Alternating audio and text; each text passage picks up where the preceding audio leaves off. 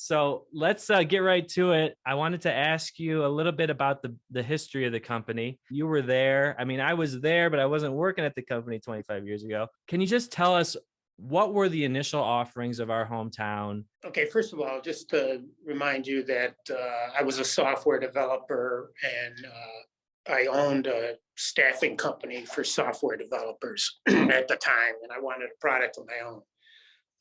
And initially, I had done some research trying to, this is in the mid 90s, trying to understand the internet.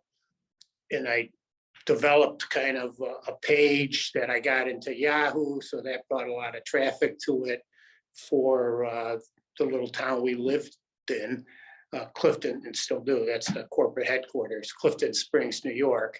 And so I had a lot of local pictures. And eventually I expanded that out into what became our hometown by putting thousands of pictures of local communities. And I had links to really as many web resources that applied to the local community as possible. So, besides the pictures I had put up.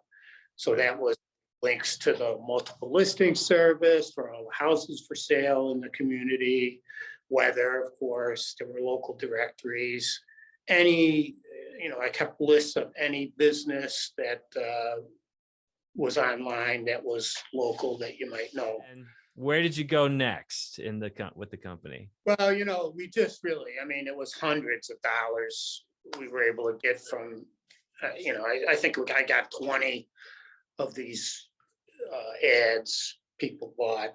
And, so it wasn't really a lot, and certainly wasn't enough money to support it. So, I started talking to local newspapers, and actually, I would say the publisher of the Courier Gazette in Newark, New York, which is about 8 miles away, was really interested and quite helpful in understanding his business and helping him out. And I got 5 other publishers in the area, and we just expanded it from there.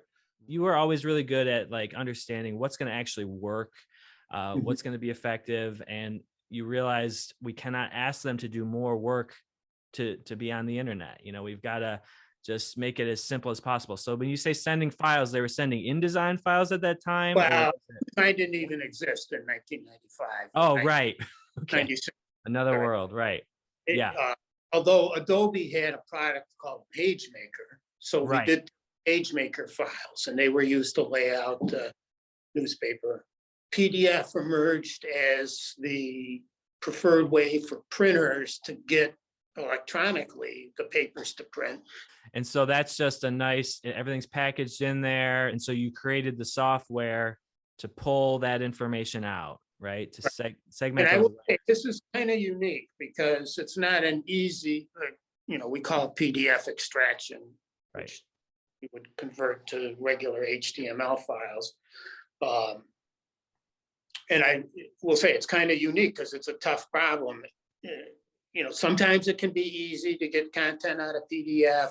Many times it isn't. Eventually, the paywall model came out, and we were very early on that. I think it's very healthy that the newspaper industry is moving back to the content side.